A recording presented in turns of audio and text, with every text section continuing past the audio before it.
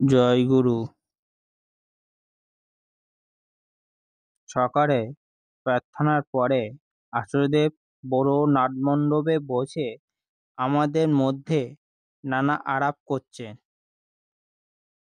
একসময় social media প্রসঙ্গ তুলে আচার্যদেব বলছেন, আমাদের কাজ জ্ঞানে সমৃদ্ধ থাকা। পরিবেশ ভালো যেমন থাকবে, একদল মন্দও থাকবে, তারা সমালোচনা করবেই।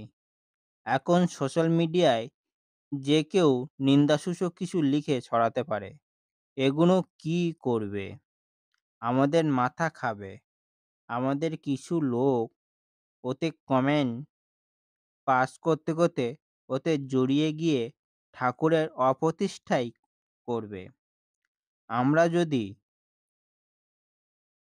না পড়ি আর অগ্রাহ্য করতে থাকি, তাহলে ওগুলো এমনিই হারিয়ে যাবে।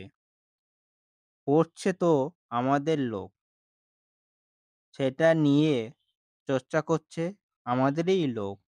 বন্দে পুরুষোত্তমম।